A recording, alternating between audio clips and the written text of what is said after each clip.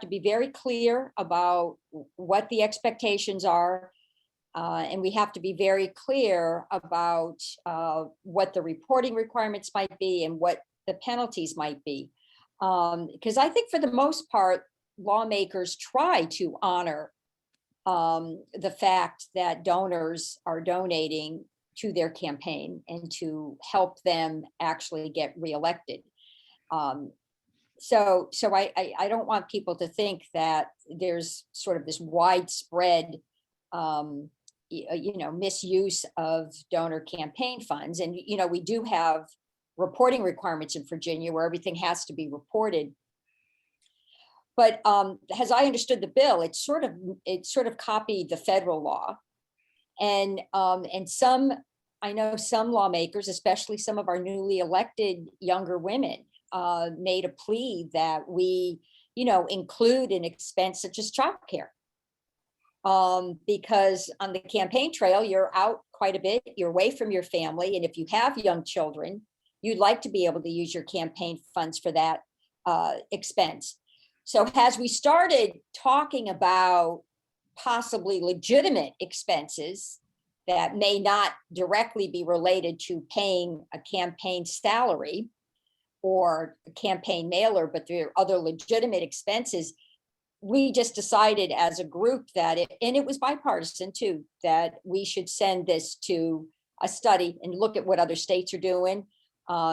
Everybody, and I don't want to say everybody, but again, in a bipartisan fashion, I heard a lot of support on both sides of the aisle to move forward with something that really did identify what uses should be prohibited. And I'm hoping that the study was a resolution put forth by Delegate Bulova, and he was going to look at campaign finance in its totality. So this seemed to be an element that would nicely fit under it. Matt, if I could go ahead. Thank you, Senator Favola. This will probably be the first of, I don't know, maybe a dozen times tonight that I will slip immediately into campaign mode. And if I could answer the last part of the question first, which was, I think, will this come back next year? Yes. My answer to that is, depends on what happens in November. Because while Barbara is right, there is some bipartisan interest in some of these issues. There isn't a lot of bipartisan interest on the big campaign finance issues, at least in my view. And if we don't do our job, which is to hold the majority in the House of Delegates, and God forbid, don't hold the governor's mansion, I think campaign finance reform is dead until we get back in charge. So like I said, this is probably the first of a dozen times I will say what bad things will happen if we don't win this November. Or lack of good things. Let's just lack of good things. Yeah. That's why he's caucus chair, you see. That's my job, just doing my job. But if I could just add to that, I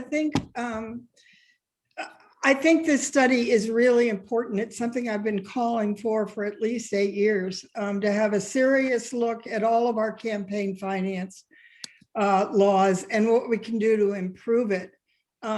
It's fraught with possible, we could do it wrong. And one of the things I worry about is the gotcha.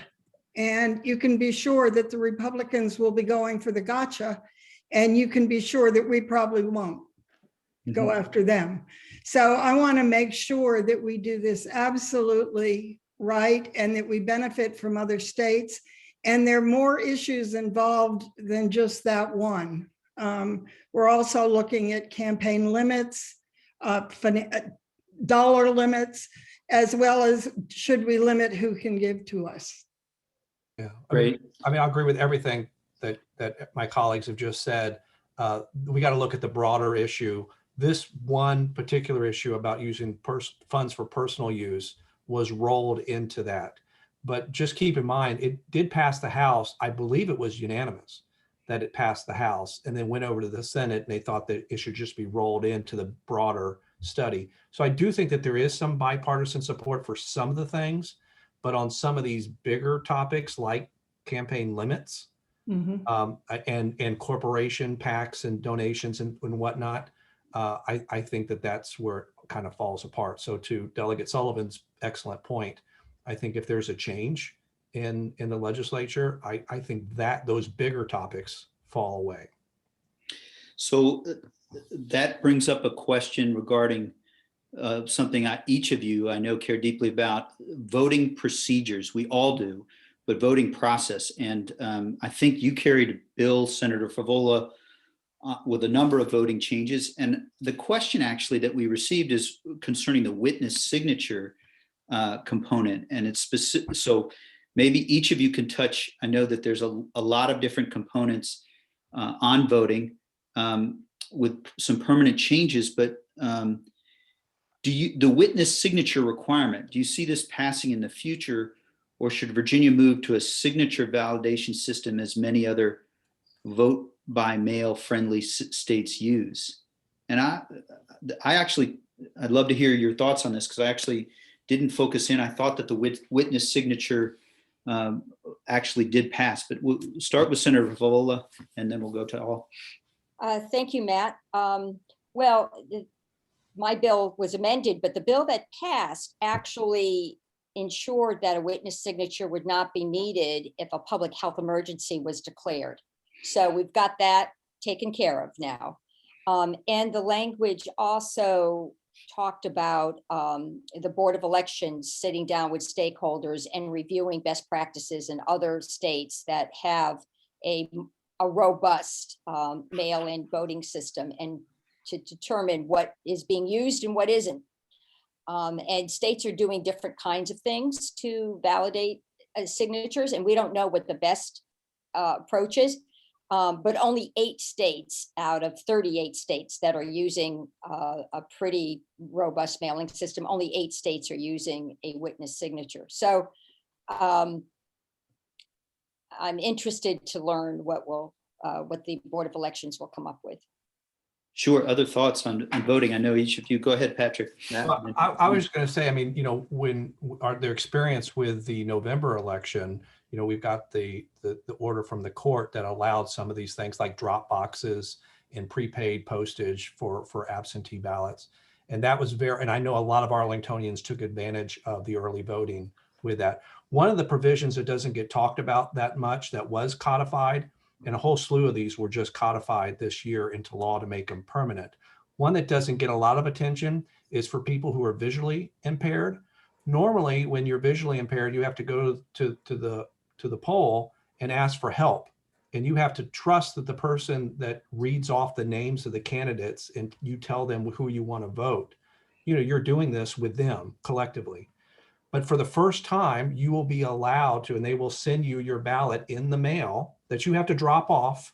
You can print it out and drop it off, but you will be allowed to vote privately for the first time. And that's codified. And so for people with disabilities, particularly those that are visually impaired, that is a big deal. Yeah. And when you look at where Virginia was, and this goes back to 2020 and 2021, we were one of the worst states in the country when it comes to voting. And now we just boomeranged up to one of the best. Sure, Matt, I'm sorry, Janet, go ahead. I don't want to jump in. Well, I didn't want to jump in on you either. Ladies first, if I'm still allowed to say stuff like that. Well, I was just going to say, I've been on the Privileges and Elections Committee for decades, and for a while, I was actually chairing it. So some of these bills that are now finally passing have been near and dear to my heart. The one that passed a year ago of the no excuse absentee voting, I had been putting in for over a decade, and we finally got it. And then during the special session in the fall, I was asked to put in as a budget amendment all of those new voting procedures and practices, such as the drop box and the witness verification things. So I've seen a lot of progress, but I do think we need to go forward and make sure that we don't go backwards. And I will take Rip's part in saying we've got to keep the house, or else it could be quite a mess. Sure, thank you. I'll just pile on a little bit, I want to remind, I know this is a very plugged in group, but last year during the election, the pandemic, all these states and legislatures expanding their absentee voting. I want to remind people, we passed the bill Janet was just talking about, early no excuse voting, 45 days. We passed that before anyone had ever heard of COVID. Yes. And we've been trying to do that as Democrats for years and years and years. Janet Howell helping to lead the way. And we did that last session. Yes. And that sort of got lost in the sauce as national media was talking about all the states that had done this in response to COVID. We were really on the vanguard in doing that. And 45 days, I believe, is the longest in the country.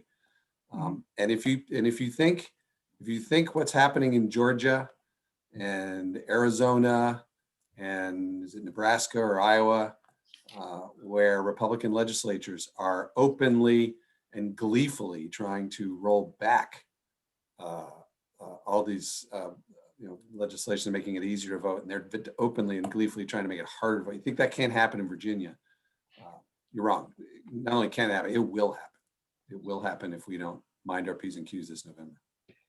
Got it. Well, we got the motivation. That's two for me. That's two so far. I promised a dozen at least. So sure. So we've got a question from Jack Kincaid in the next session on repealing right to work and that issue. I don't know, one of you wants to take that. I know each of you has worked in part on it. Will work be done next session on that issue, you think? Hard to tell. One of the things, and frankly, I hear this from a lot of friends, particularly even a lot of friends in labor, is there's still a lot of work to be done in terms of educating folks sort of what it's about. There's no question that well, let me put it this way: the progress we've made on labor and workers' rights issues over the course of the last couple of sessions, I think is just remarkable. Start with raising the minimum wage, which is now, of course, stuck across the river. But we're raising the minimum wage here in Virginia, something that was unthinkable 16 months ago. All sorts of work having to do with protecting workers and wage theft. We've made remarkable progress. The right to work thing is something we haven't been able to get across the finish line yet. When the right time to do that's going to be, it's not clear to me, and I can't foresee when that will be. But I don't think there's any question that the Democrats are really eager to see that happen. And we're just going to have to wait and see. Sure. Got it. Okay. We'll go on. We've got several questions. One question on education and the constitutional amendment. We'll get also to some environmental questions in just a second, but the constitutional amendment on educational equity, this is an issue that I care about, but I had not followed as well. There are leaders in Arlington who have worked on it with the NAACP, but I wondered if any of you could provide us context on that constitutional amendment. And the specific question is there a reason it didn't pass? Are there some problems with it, or do you think it should be and will be revived in future sessions? This is educational equity. I do not know the precise, and I don't know that this came to a full vote, but it is a question that we received. No, as I recall, it didn't get out of subcommittee, and there was a feeling that we could have two constitutional amendments, and the ones that were chosen were the restoration of rights for felons, automatic restoration of rights for felons, and repealing Marshall-Newman. And I think that was just the determination that we were going to do with two. I can't remember whether the Senate voted a bunch out and the House was the ones that sort of went through it and just determined these were the two. I don't remember what the Senate did, but it never made it out of Privileges and Elections subcommittee is my understanding. But I do think it's a worthwhile constitutional amendment. And I just think that it'll have to wait another, and that's another issue. And Rip, I'll let you do this on the political part of this, because those two constitutional amendments that I mentioned, Marshall-Newman repeal and restoration of rights, are dead on arrival if there's a changeover. Okay. And because I don't think we got many Republican votes on those two. That was almost strictly party line. It was strictly party line. So, but I do think that the equity for schools would have to wait. And I don't think people are just opposed to it. I just think that how many constitutional amendments how many times are you going to amend the Constitution on one ballot? Got it. And so you guys know that all of us as Arlington Democrats, we want it all immediately. And so that's part of what we each get the opportunity to represent. There's a question on clean energy this year and environmental. And I know that there's lots of you have worked on it, but there was some electric vehicle progress. Can you sort of high level describe? And I'm sure that each of you will have pieces to say. I think probably start with Rip on this one, but I know none of you would take a second seat. So Rip, can you kind of summarize the progress we made on the environment and sort of, high level, if you can? Sure.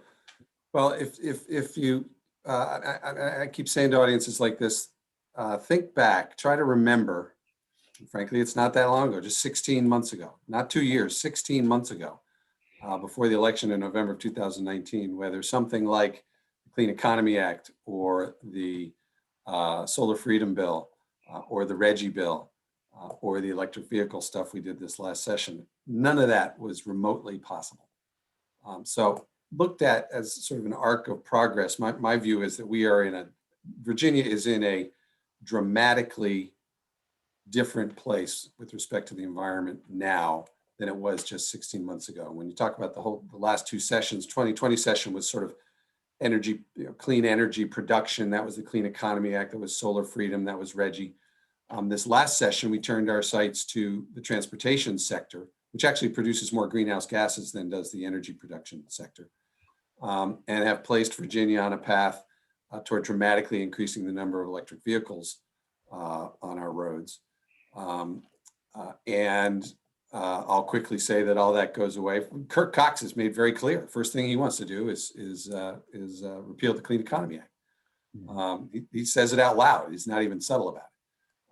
So, Virginia used to be going in that direction. Now we're going in this direction. And we're not even the leading Southern state. We are one of the leading states in the country right now when it comes to our commitment and our legislations making our commitment clear to get to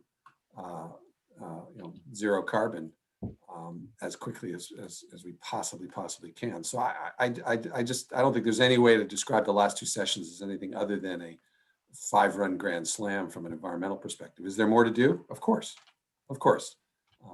And there will be more. I'll take 30 more seconds or 12 more seconds to say one of the things that's a pet peeve of mine is a benchmark bill that I know, Matt, you and I have talked a lot about, which would get at allowing localities to work with our local commercial real estate stock and increase the energy efficiency of those buildings, which chew up the lion's share of our electricity in Virginia.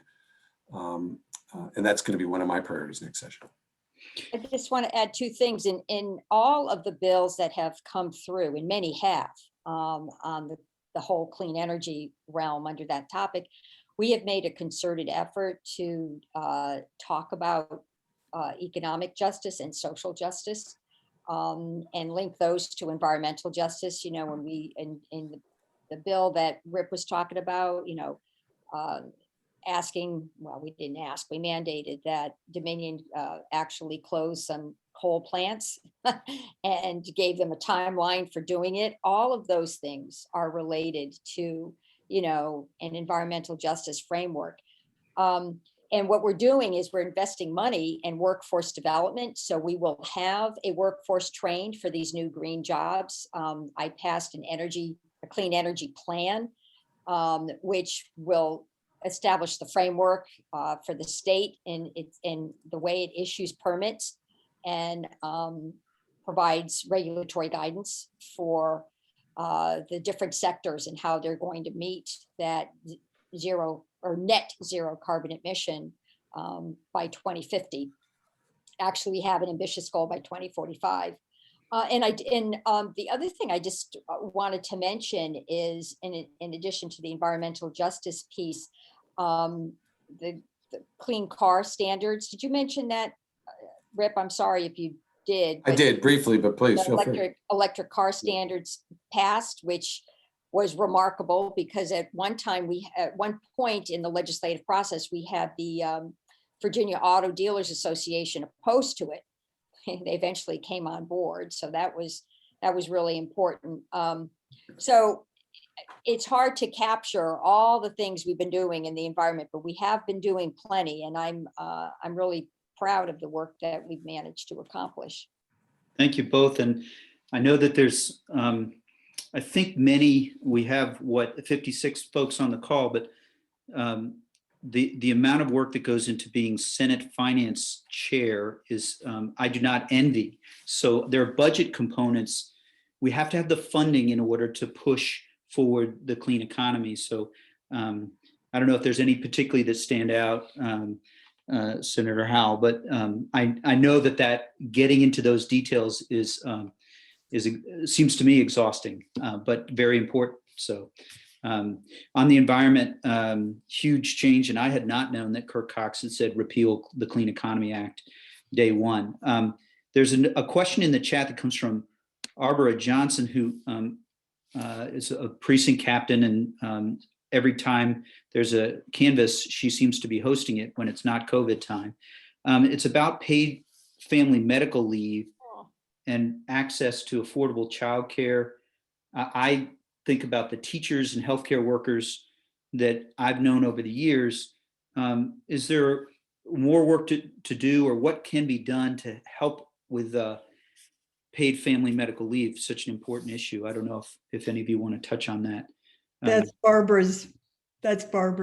Really, Wick, with a lot of help from other people. But, I've had a paid sick day bill in for a couple of years. And this past session, and I give the Senate Finance Chair credit, we did provide up to 5 days of paid sick leave for Medicaid contracted assisted living kinds of folks.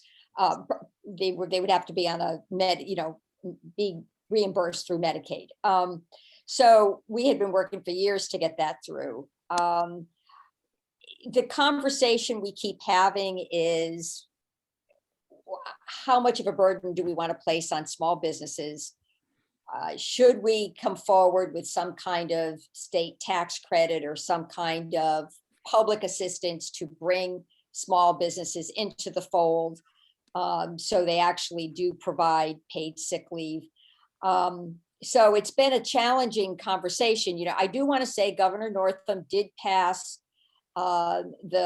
what has been lauded by many groups as the most protective worker standards related to COVID in the country. So certainly the topic of worker protection and worker dignity is getting through. We're struggling with some of the mechanics and the financing of actually getting large pieces of legislation through. I did get a bill through that will require the Bureau of Insurance to meet with stakeholders so we can figure out if there's a private market opportunity for insurance companies to offer paid sick and family leave. So that's that's working its way through. Senator Boysko and Delegate Ayala were working on a very comprehensive paid family leave bill, which parts of it have been put back into a study. So more to do, but more to thank do. you for leading on it. Not a simple issue. Yeah, well, nothing transformational gets done the first year usually. Yeah. So, Could I Sure. jump in with something very peripheral to what Barbara was saying, but is very important to me, and I think to the future of our tax policy. And I was able to get into the budget that we will have a special study group with House and Senate members looking at our tax structure. It is my belief that we are not sufficiently progressive in our taxing. In fact, we're very regressive in most cases. And in our income tax, we're flat taxing. So I am really hopeful that over this year, we'll be able to get a deep dive into these issues and come up with some recommendations that we can pass. It troubles me tremendously that we are this regressive and we have so many needs, we can't meet them that way. So, Well, let me just add, Matt, that this is a bicameral focus, and it's taken us a long while to get there, and it's it's definitely related to the fact that we now have 2 women leading money committees. probably. But Janet's counterpart, at least on the Finance Committee in the House, we have 2. We have the Appropriations and the Finance Committee. Vivian Watts is taking the lead on those very same concerns, and I just have no doubt that between the 2 of them, Janet Howell and Vivian Watts, are going to be able to figure out a way to get Virginia's tax system to be a lot more progressive than it is right now. And with a lot of support. Well, and We'll be there right behind you, Janet. and yet another reason to make sure we maintain the House. Yeah. Thank Well, you, Patrick. And a more progressive tax system will in effect bring more money in. Mhm. And it doesn't necessarily mean the middle class would be paying more. Oh, right. So I just think, we've got the very, very wealthy not really paying their fair share. So it deserves a look.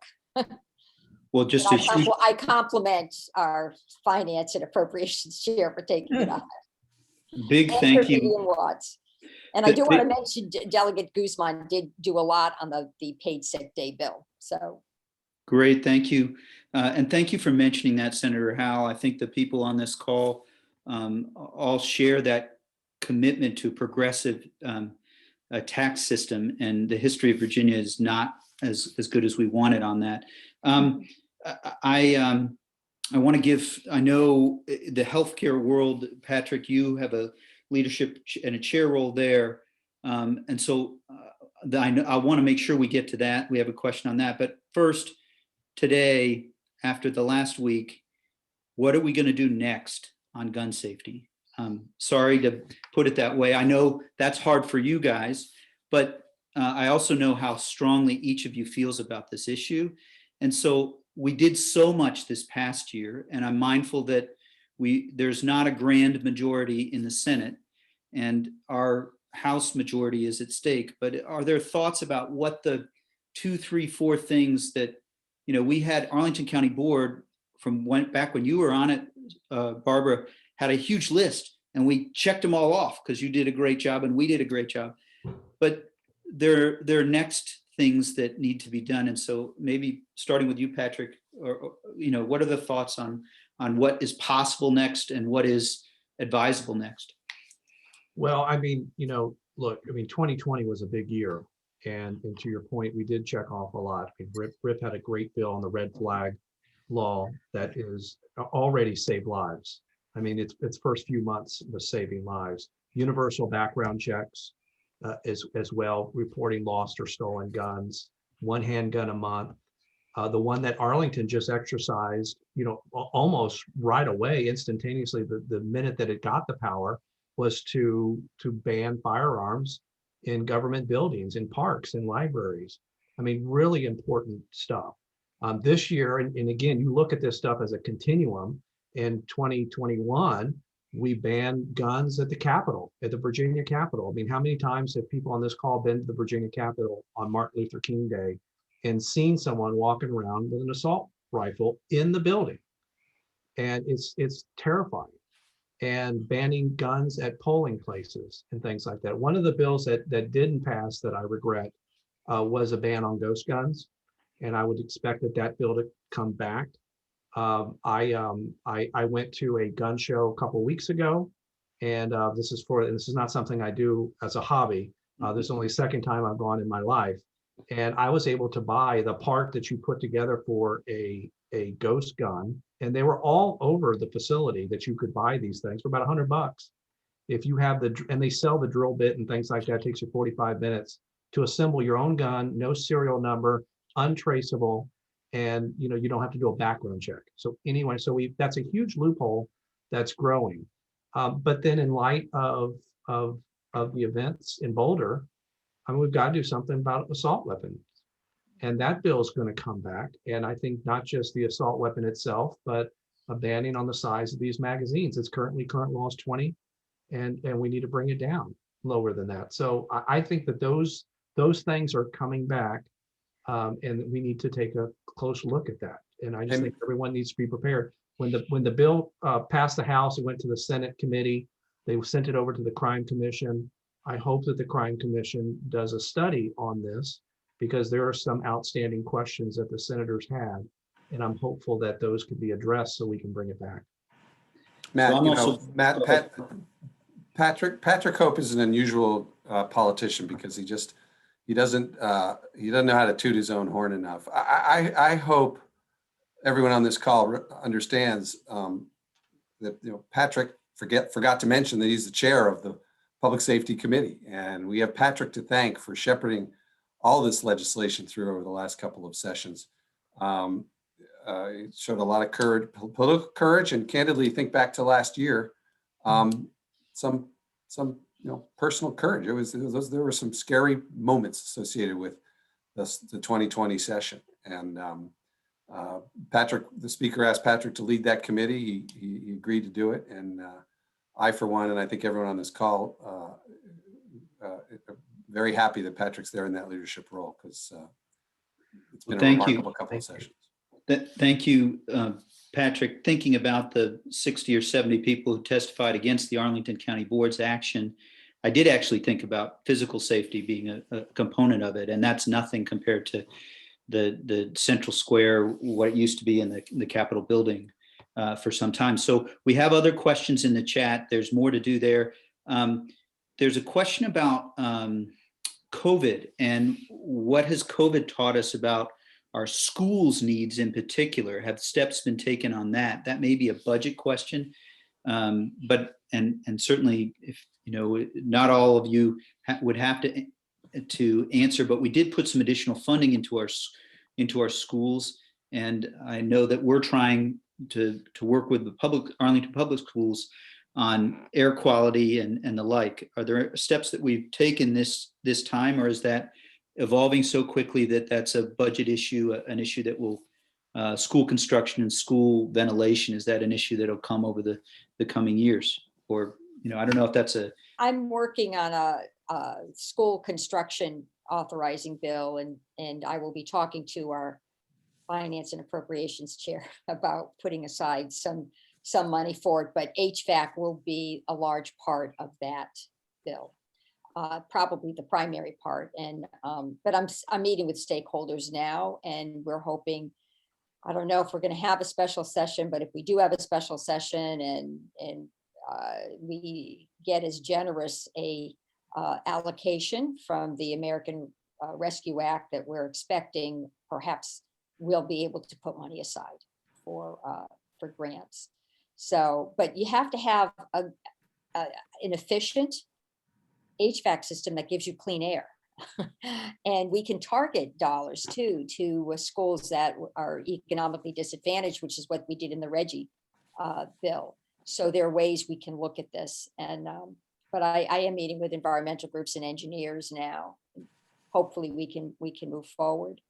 great? But we did add, and I let Senator Howell speak to this. I mean, we did add a fair amount of money for schools. I mean, at least 30 million to do some academic catch up. We added additional money to do a lot of money. I want to say 100 million, but I'll let the senator who's in charge of the money speak to that.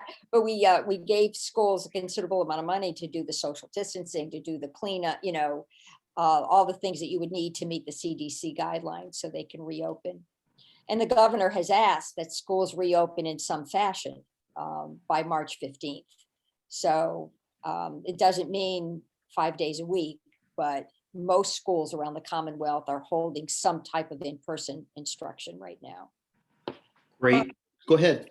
If I might jump in then, since my name was raised. Yeah, we're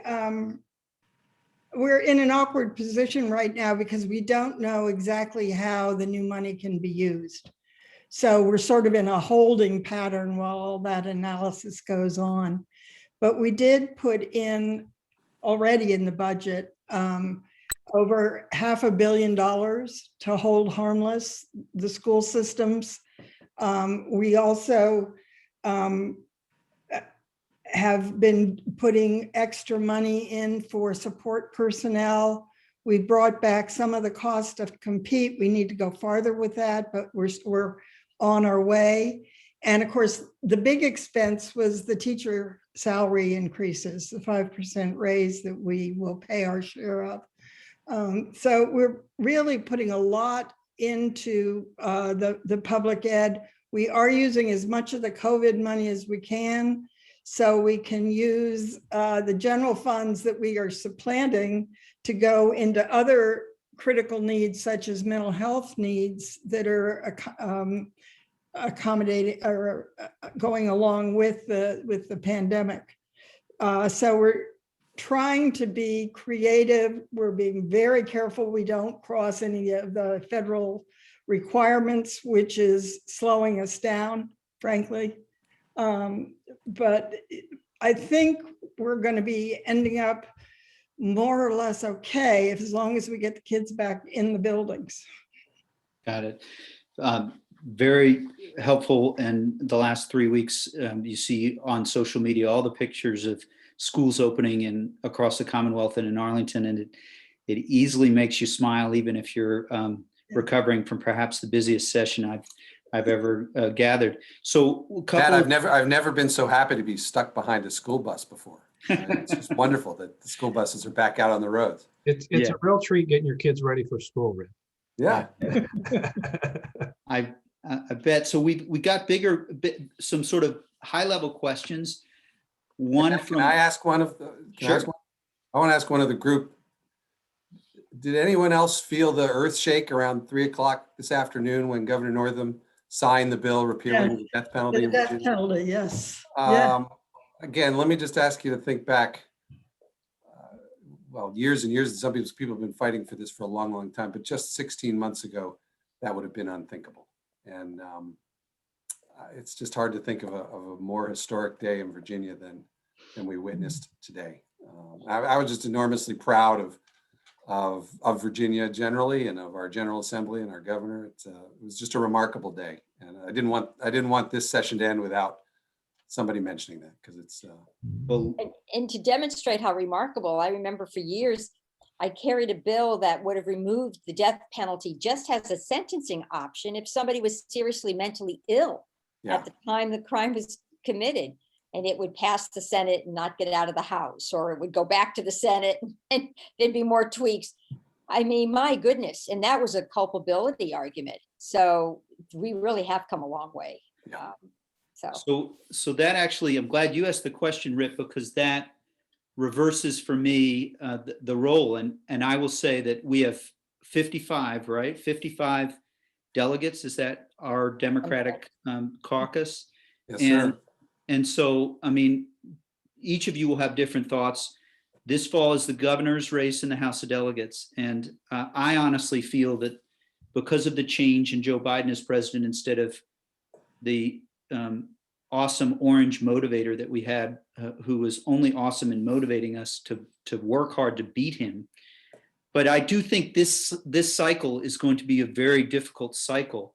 And so I don't know if there are any, I know you could talk, and each of you could talk for a long time about the races, but are there thoughts you have, sort of themes about the challenge we have before us this November in terms of the House of Delegates? I know the governor's race is huge, but can you, often each of you will have a little thought and theme.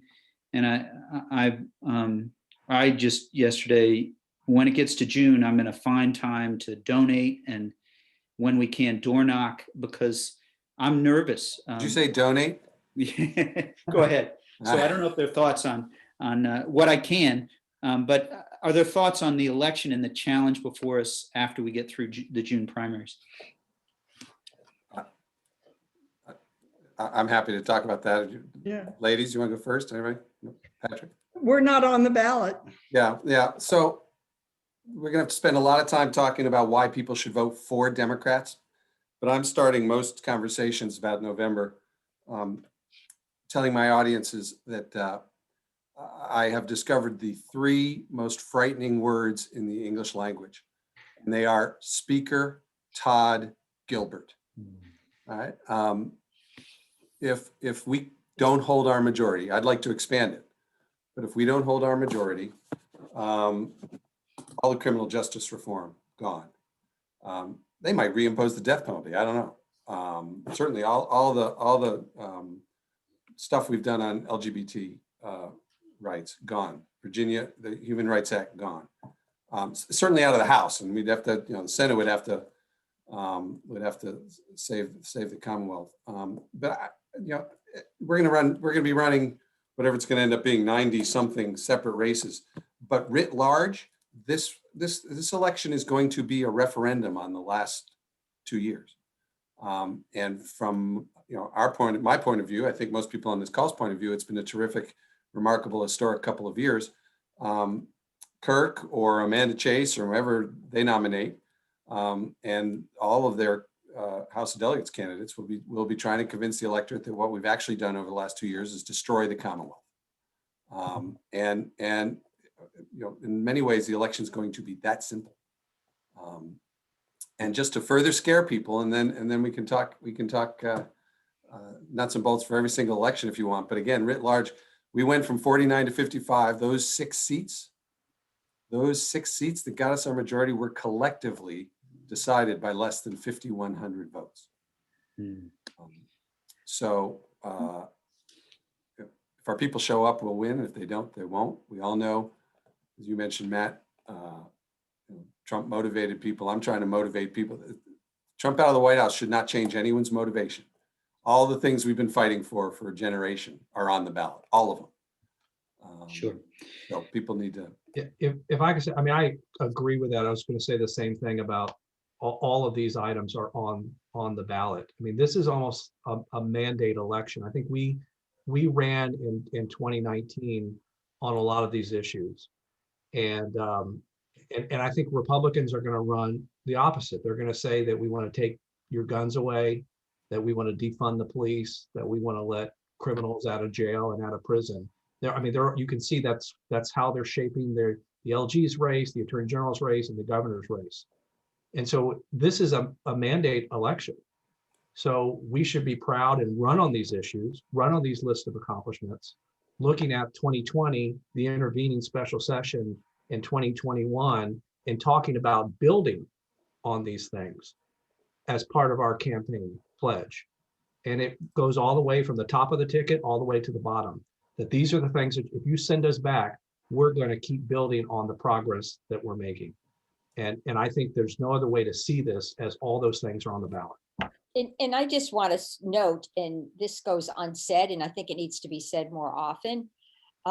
Many of the issues that we tackled in the 2020 session and in the 2021 session, they had support across, they were polling at 80% approval.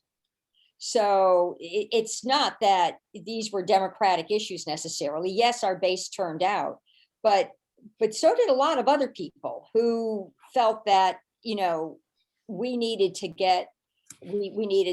to change the direction of the state, and we needed to address issues like gun safety. Moms Demand Action, the Brady Group, all of those groups are bipartisan. And the gun safety measures we passed, again, were certainly supported by, folks across the regions in different pockets of the state in large numbers. And I think that was true. I'm just trying to think of some of the criminal justice reform stuff was, again, heavily supported. A lot of the prison reform stuff came through my committee. I chair Rehab and Social Services. And I will just say that we had folks that actually testified saying, I didn't vote for you all, but this probably is the right thing to do. So it was an interesting dynamic. So that you've already sort of anticipated, and maybe you saw it in the chat. All of the audience here is both strongly committed to the changes in the Democratic Party, but also we all long for a time when there might have been bipartisanship. And I just have to agree with you, Rip, that Todd Gilbert, not so much. I mean, Senator Hanger, maybe, but can you, others or any of you with thoughts on, are we, is there a chance over the coming year or years that there was some bipartisanship? Is there hope for, we disagree, but we're not, Washington DC style opposed? What's the prospects for bipartisanship? I guess it depends on the issue and the chamber, but I don't know if there are thoughts on whether that there's a question here that says, what's the chances, or is there hope for bipartisanship? And interested in thoughts on that. No one else seems to want to jump. I think the answer is yes. On a sheer numerical basis, if you take a look at, I don't know how many bills we passed this session, but let's say we passed 1,000 bills. It's probably close to right. Yeah, I would venture a guess that more than 800 of those bills passed, at least Patrick and my chamber. 90 to 10, 100 to nothing, 95 to 5, 80 to 20. A lot of bipartisanship. Now the real nuts and bolts of running the state. I mean, the budget passed, Janet. Did it pass unanimously in your chamber, Janet? Yeah. Yeah, not unanimously. Not unanimously in ours. Not the final budget. The Senate budget did. I understand, right? Yeah. But even the final budget in the House, I think, Patrick, stop me if I get this right, but I think it got 70 votes or something. Yeah. So the answer is yes. We do a lot of things on a bipartisan basis. Now, when you start to break it down into gun bills or the death penalty, guns and gays, that kind of stuff is still unfortunately deeply mired in partisanship. I just want to point something out. This is my 12th session in office, and it's only my first 2 years being in the majority. And so the first 10 years of being in the minority, a lot of the things that Senator Favola was talking about that polls super high, we could never get it out of subcommittee because the Speaker of the House always sent the bill. He knew who was on the subcommittee to make sure that it never saw the light of day. So when we took over, a lot of these bills, the first one I remember voting on was Equal Rights Amendment. And that one got bipartisan support. And I think, surprise, it could have passed 2 years earlier because there was enough Republicans who wanted to vote for it, but just couldn't get the chance because it never got to the floor. Same goes for marijuana. Same goes for the death penalty. Same goes for some of the gun bills. The background check bill got a few Republican supports. So there's more bipartisanship on these bills under our leadership than under the Republican leadership. So we all strive for I would love to have especially some big issues. I'd love to have some bipartisan support. But for a lot of them, there are a handful of Republicans now that are crossing over and they're starting to vote their district. And that happened with Medicaid expansion once we got through the procedural votes and got it to the floor of the Senate. We had, we had some Senate Republicans cross over and vote for it. But I think, unfortunately, sometimes the leadership is really draws the line for messaging purposes. Great example. So. I found if you were to look at the Senate votes, overwhelmingly they were 100%. But on the important bills, they did tend to be on party lines, with some exceptions that I find kind of interesting. Bills dealing sort of with human rights, we would pick up younger Republicans, not the older ones, except for Hanger. But there does seem to be some split going on there that I find, I guess it's generational more than anything else. But we are picking up a few Republicans here and there, and most of them are women. And interesting, I wish I had thought of this because I happen to think it's brilliant, but one of the things the Biden administration is doing and did with the rescue plan was they talked about how it was bipartisan, not so much because they were going to get bipartisan Republican votes in Congress, but there were a lot of Republicans in the country who supported it, making it bipartisan. And I'll tell you one sort of irony, back to the gun safety stuff, the red flag bill that passed last session and has been law now for what, 6, 7, 8 months. I can tell you, Patrick mentioned this earlier, it's out there saving lives. Dozens of emergency protective orders have been entered. And one of the things that's sort of ironic is many of them in jurisdictions that last year were busy declaring themselves Second Amendment sanctuary cities. Mhm. Right. And so what you're finding is, families concerned about mom or dad or brother, this is no longer a Democrat or Republican issue or even a Second Amendment issue. This is let's save someone's life. And they're using this new tool. Sure. I just want to add one minor point, and maybe it's not so minor, but it's worth throwing into the conversation. Gun safety in a very serious way actually helps protect our police, because they're going out on calls where people are, if they're going out to domestic violence calls where there actually has been assaults and there's a firearm in the house, it's the police officer who's at risk. The shooting we just saw in Colorado, here that young police officer, father of 7, was shot. And I want to say that for some of our gun safety bills, we did have the support of like the State Association of the Chiefs of Police, and that point gets lost. So we need to really show the complexity and the stakeholders as broad ranged as they are, as broad representative as they are. Thank you. That's very helpful to hear sort of the different thoughts about what's possible.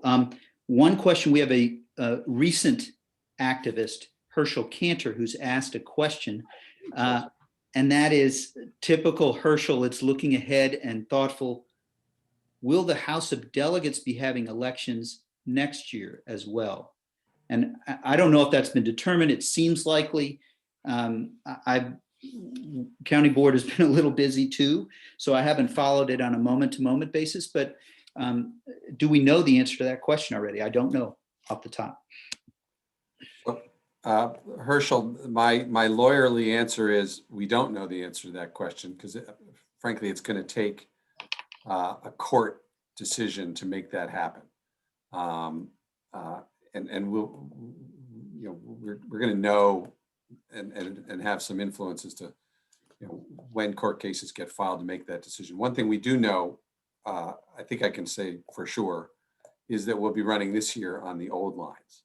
There just will not be enough time to redraw the map this year because the census data, thank you once again, Donald Trump, is sufficiently screwed up that they're not going to be able to get it to us in time. So there just is no question at this point that we'll be running on the old lines. So then the question becomes, do we wait until 2023 to run on new lines, or do we run next year on new lines? Because there seems to be a consensus that once we get the data, we will be able to draw new lines. Certainly for 2022, we got to draw them for congressional races. And it's going to take a court to decide that question. Okay. Got it. If you ask me, if I were a betting man, and I'm not, but if I were a betting man, I'd say the answer is yes. Got it. So don't tell my wife I said that though, please. So there's a question, actually, funny moment in this session where I was, I think, Senator Howell, you were chairing committees, and I was sending you an email, and you were so busy that I was almost wary of sending you an email.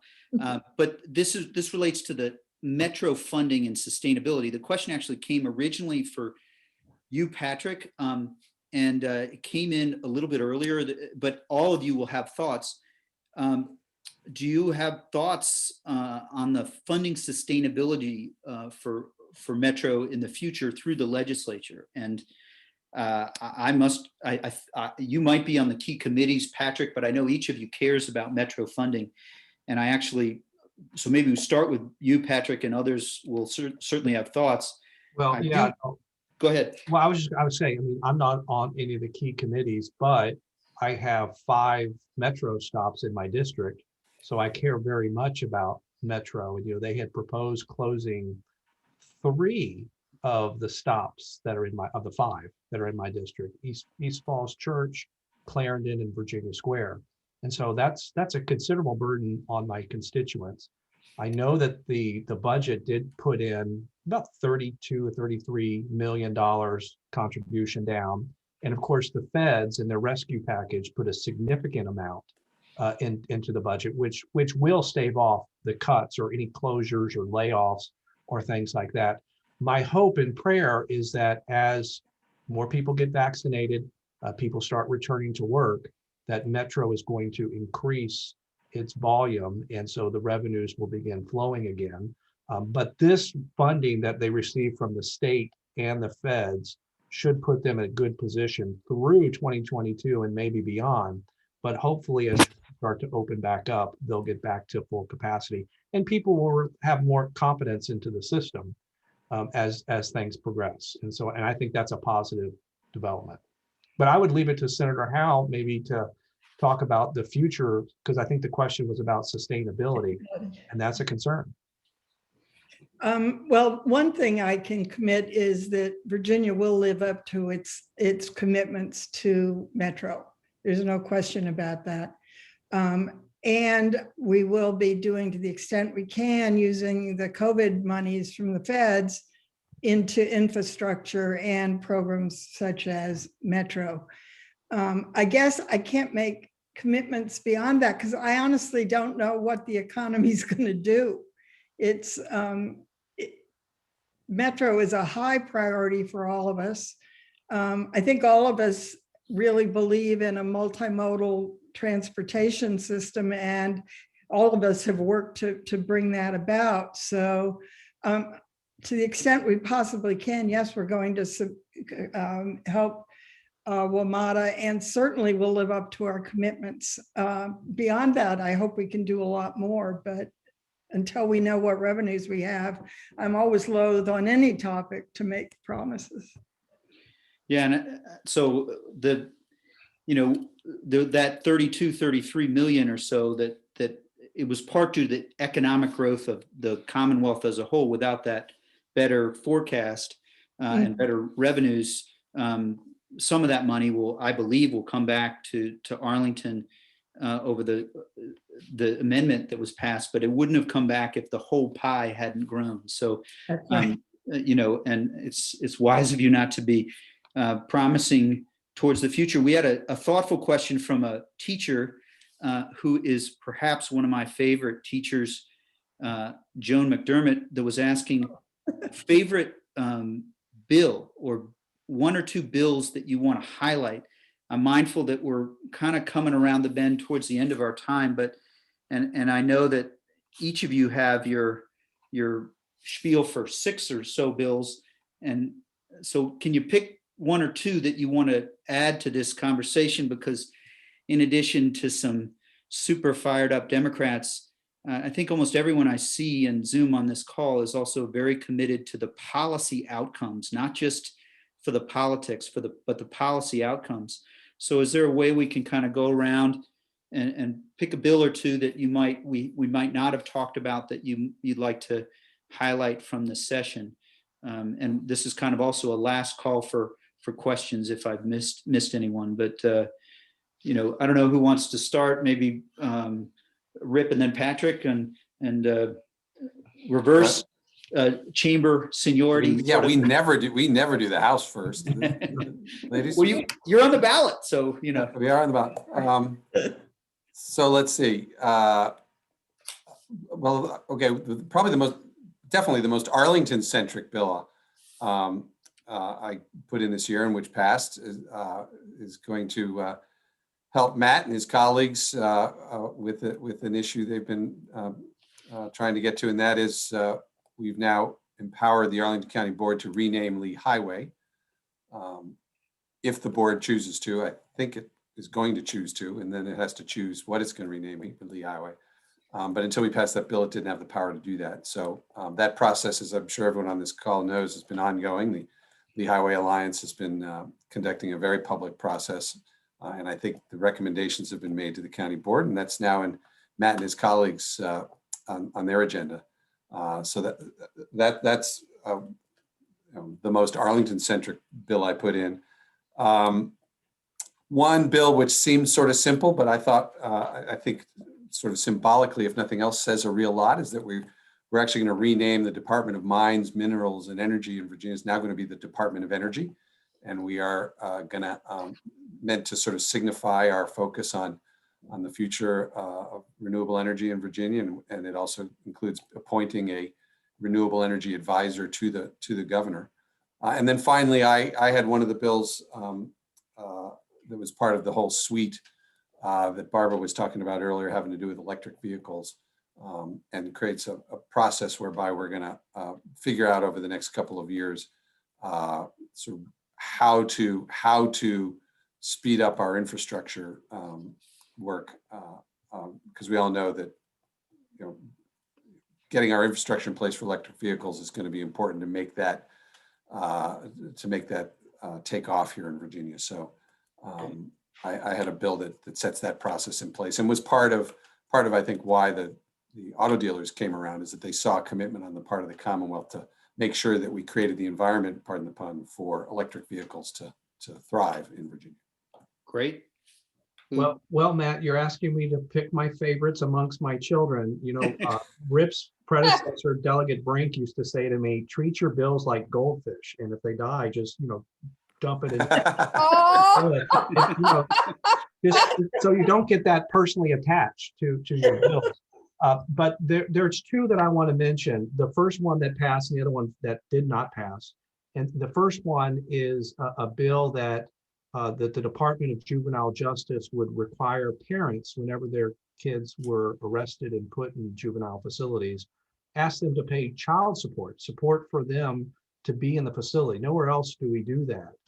And it's one of those things where I kept getting this stare all the time, like, do we actually do that? And yes, we actually did. I mean, it almost is about $450,000 a year that the department collected from that. And so we were able to fund that and stop that practice, because it's normally the kids that go into that facility are disproportionately African-American and they're poor. And so we stopped that practice. The other bill that did not pass, what I was really disappointed about, but it included in the budget language to create an independent ombudsman in the Department of Corrections. And this, we as legislators, we had a lot of concerns about inmates and different facilities and how they're treating inmates, but also concerns from the correctional officers. This is what's happening in other states. Virginia is actually an outlier in terms of having some oversight over the Department of Corrections. We don't have oversight over the department anymore. And so this would allow an ombudsman to go in there and not force them to do things, but recommend best practices to avoid lawsuits, to avoid civil rights violations, to avoid issues that could become problems down the road. And I just think that this is a good solution to a problem that we as legislators hear about quite frequently, of what's happening in these facilities. And so that, as I said, that was defeated, but it became budget language, and they're going to study it and come back with a work group. Senator Martin had the companion bill. So the House and the Senate are both on record saying we want to do this. We just have to figure out how to pay for it and what powers it will have. So I'm looking forward to the outcome of that work group. Great. Senators. Okay, I'll go next. Since we're going from junior to senior, I would be next in line. All right, well, I guess I'll have to pick among my children. So I'll mention two bills. In one bill, I actually removed the requirement that our state mental health facilities ask the immigration status of prospective patients. It was a relic from the 1950s. Only two states still had that on the books, and Virginia was one of them. The other was South Carolina. I will tell you, the immigrant community and the Disability Law Center both sort of constituencies worked with me on this bill, and we were very, very happy. There's no other point in the healthcare system, no other point where an immigration status is asked. And we just don't want to put a stigma on accessing mental health care. So I was really very, very pleased to get that passed. And then my second bill, actually, Patrick was involved in the conversations on this bill, but because each body had such strict limits on the number of bills we were going to put in, we decided that I would put it in on the Senate side. But I did get a study through regarding pregnancy care in the state and local jails. Actually, I'm sorry, the local and regional jails. So we're asking the board of regional and local jails to convene a group of stakeholders and to review the care that's provided, both prenatal, delivery, and postpartum, and to ensure that that care meets the standards of the American College of Obstetricians and Gynecologists. And if it doesn't, we'd like some recommendations on how to move forward. So I guess those would be the two, but Right. I did some other healthcare bills and some other bills related to children and families and in the environment. But here we go. And then I just lost a lot of sleep over the legalization of marijuana since that big bill came through my committee, and as well as judiciary, and it went to finance. But that was the other bill that was sort of a landmark piece of legislation that didn't get talked about on this Zoom meeting. Sure.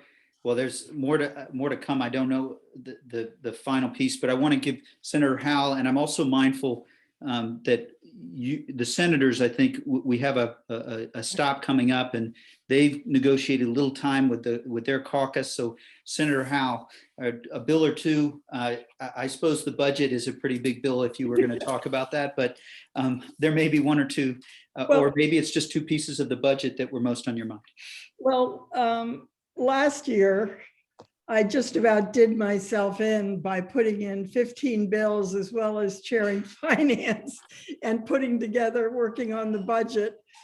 Fortunately, all those bills passed. So this year I decided I am only putting in the bills I have to as chair of finance. And I must say, I think that was a smart move on my part, because I was able to dedicate myself to my most important responsibility. So yes, the budget is the most important bill that I did. We also did the conformity bill, which was highly contentious. And fortunately, we ended up with more money, so we really could help small and medium-sized businesses. And also, one of the things we do is put in a capital improvements plan. And I did that bill as well for the governor. So, but I was very laser focused, and I plan to continue to be that way. Well, Thank goodness you were. It's just a terrific budget, Janet. Thanks. Really. Thanks. So we have a few comments from the irrepressible Lisa Socket regarding the Amazon building. I think that's more in our, we don't have, that's more in our world, but in the chat, there is a question on the marijuana bill, and I actually don't know. The governor is still deciding a date of implementation. Is that correct? Go ahead. The bill is with the governor, and it's a 500-page bill or 260-page bill, double-sided. So there's plenty to read in there. But the bill that the conference report actually had implementation January 1, 2024. And the reason there was a delay is because we set up a cannabis control authority. So this authority would have the time to actually promulgate regulations and also think about, the social equity piece when they're granting licenses, and they're granting licenses for cultivation, distribution, and retail. There is a lot in the bill. We did take care of sort of the simple possession of marijuana, which is 1 ounce or less is what we would call simple possession. We decided to just continue a civil penalty on simple possession. So it would be a fine of $25. But we went ahead and on separate legislation, we did an automatic sealing of the records if there had been a felony charge based on simple possession. So it was a lot of moving pieces in that bill. We set up various advisory committees. Reports are due back to the General Assembly. We had to determine what the tax amount would be. Senate Finance had looked at that. So there will be a taxing element to that, and the state is expected to gain over a 4-year period about $300 million. A large portion would be going for childcare and childcare subsidies, expansion of childcare, and then ensuring quality childcare. And then 30% is going to be going to substance abuse treatment.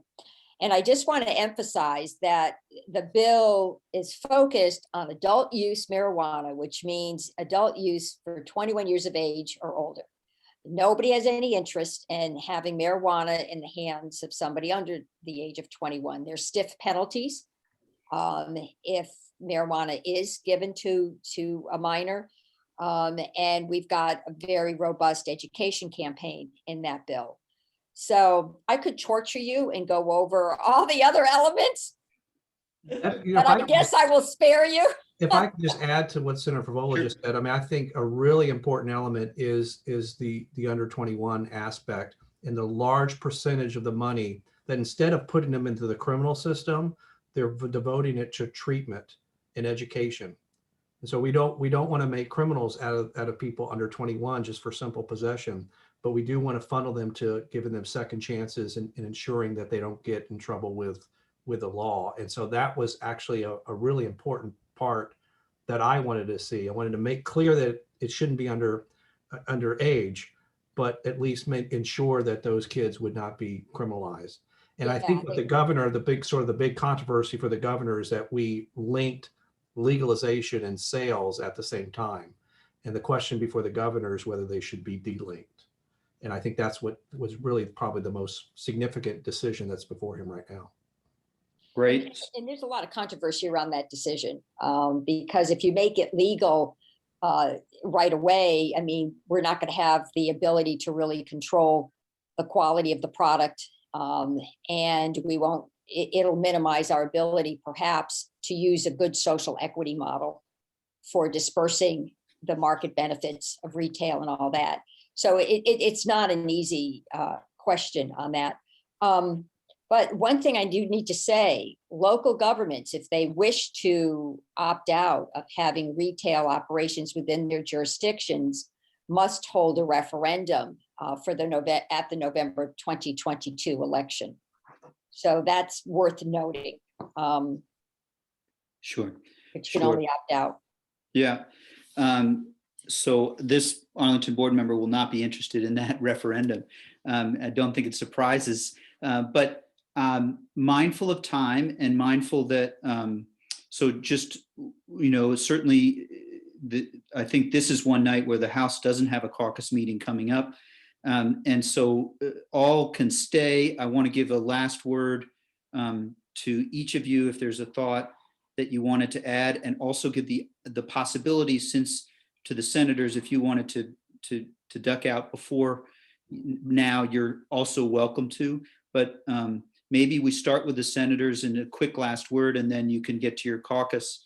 I will start with you. I will ask if both senators might help the House so we get above, all 55 back. But I know that you will, and so thrilled about that. But I don't know, Senator Favola, Senator Howell, if you have thoughts. Before you do, I think everyone watching, we are very lucky to have each of the four of you representing us. And I think I see head nods in the Zoom, and I can tell you from being in touch during the session with each of the four of these leaders, we are lucky in Arlington to have your service and leadership. So the senators, last words. We appreciate your service, Matt. So thank you. And I'm going to defer to my senior senator, my mentor.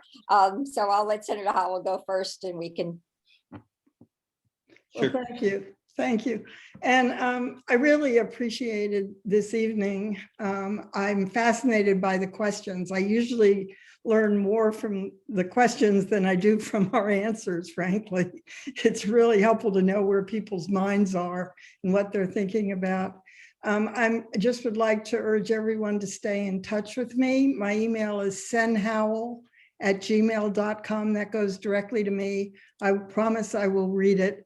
And if it's a question, I'll answer it myself. If it goes to my district office, I rarely see it because they're usually blast emails from somewhere or other. But it's such an honor to represent this community. And I am counting on you, Arlington Democrats, to bring back the majority in the House of keep the majority in the House of Delegates. We're not going to be able to accomplish anything much in the Senate if you don't. And we're very aware of that. And I know Barbara and I will work our tushies off to make sure it happens. Thank you. Thank you very much, Senator Howell. The finance leadership is inspiring. I'm not envious, but I am inspired because it's so much work. Senator Favola. Thank you, Matt. I do want to say thank you to Mary Detweiler because she pulls together this Zoom update, or she has done it at least last year, and maybe in past years it's been in person, but you've been very diligent, and we thank you, Mary. So I just remain very hopeful. I just think the leadership that you've elected is across the Commonwealth. Our Democratic leadership, I think, is visionary. Their values are in the right place. And I think they're very smart and savvy. We have governed in a transformational way. I know that we couldn't do every single item that everybody would want done. So we had to choose. But I think we chose strategically. I think and again, I think a lot of what we passed had widespread support across the Commonwealth. So, so we have a platform that we can defend. We have a platform that is appealing, across party lines, at least when you come to the average voter. And we've been very prudent, especially fiscally. And that appeals to a lot of Virginians. So I feel very good. I think we should leave this Zoom meeting very hopeful. And if we want to put, some energy behind our hope, then we can donate to our friends in the House, and we can volunteer to make calls or arrange Zoom meetings with our friends. But it is an honor and it is a privilege, really, to represent you in Richmond. And after 23 years of representing Arlingtonians, half of which I was on the county board, I never get tired of it. So thank you. We're very lucky. Thank you, both senators. You're welcome to stay, but we also know you have a hard caucus. So thank you so much. And over to the House as well. Well, I'll go ahead and start. And I just think I want everyone to sort of pause for a moment and recognize the situation that we're in. We're in a moment of history right now that's being made. And I think, when you're looking at bill by bill, it's hard to see. But I think you should just pause and look at the accomplishments that we've made in 2020, the intervening special session in 2021, just on criminal justice reform, just on police reform, just on gun violence prevention. I mean, the list goes on and on. Environment, the things that we're doing in all these different spaces that we have been talking about for a number of years as Arlington Democrats. And it is a moment in history that's being made just before our eyes. And so I want everyone to recognize that. I also want you to get excited because we didn't talk much about healthcare. I don't think we talked about healthcare at all, Matt. I chair the Joint Commission on Healthcare. And there are three major areas that we're focusing on, putting some studies together to develop some recommendations that are going to be introduced in 2022. And one is looking at nursing home staffing ratio. And there's been a lot of media coverage lately about it, not just because of COVID, but because things are starting to align now where we're taking a look at the staffing shortage and the training of nursing, not just in nursing homes, but assisted living facilities and in-home supports, people that want to age in place. And so that could be older adults, but also people with disabilities. And we're not just going to develop recommendations on how to improve that, but we're also going to have recommendations and triggers on how to fund it. And so tax reform was being discussed. I know Chairwoman Watts is very focused on the nursing home issue. She's looking to look at the estate tax as a potential pay for. But all these things are starting to align starting in 2022. And the last one that we're looking at in the Joint Commission on Healthcare is trying to expand more insurance options, make health insurance more affordable to more Virginians. And sorry, Senator Favola left. Her and I are working on trying to bump up Medicaid expansion beyond 138% of federal poverty up to 200% of federal poverty. We could cover several 100,000 more Virginians just by doing that. And so the Joint Commission will be looking at that and a number of other topics to lower costs, but make insurance more affordable to more Virginians, with the ultimate goal to insure every Virginian. And so I think that there's a lot that we can be excited about, but we can only build on these things if we come back in the majority in 2022. And that's the bottom line. Wow. Thank you so much. And I regret the healthcare leadership that you've shown on nursing homes. The two of us were on trying to work on that issue, and 138% of poverty to 200% of poverty. That's sort of the soul of the middle class and what we are all about as Democrats. So thank you, Patrick, for your leadership and for mentioning that. Rip. So I get to close things out. It's hard to improve on what my three colleagues have had to say. I love Patrick's image of asking people to focus on this moment in history, this pivot point we are clearly in. I have a slightly different way of doing it. I think I even mentioned this earlier. I just want people to remember where we were just 16 months ago. And I have to say, I see all of you know me, all these familiar faces. I'm sort of a congenitally glass half full kind of guy. And it just drives me crazy when I talk to voters and they say, but we didn't do this. We didn't do that. I didn't like this bill. It wasn't perfect. Why didn't we do that? Remember where we were and think about where we're headed. The arc, Virginia's arc, when it comes to making progress on all the issues that everyone on this call holds near and dear, is headed straight up. And yeah, we didn't do everything yet. We haven't been able to. But there's a lot of good stuff we still want to do and can do, but only if we go back. So last thing I want to say here, I'm looking at all these people. I know how hard all of you have worked, not only here in Arlington, but beyond Arlington, to help us statewide. And we're just going to, unfortunately, we're just going to have to call on you again to do it again. Because if it doesn't go our way in November, and it just sends shivers up my spine to even say those words, we're going to go back. We're going to go back because there are people who want to take us back, and they're very, as I said, open about it. So we're going to call on you all again, and I know you'll come through, and I want to thank you in advance for what you're going to do. I want to always, always, always thank you for what you've done to get us here. And I look forward to seeing you all in person real soon. And I hope everyone's got your vaccination, you're in line to get your vaccination, you've signed up for your vaccination.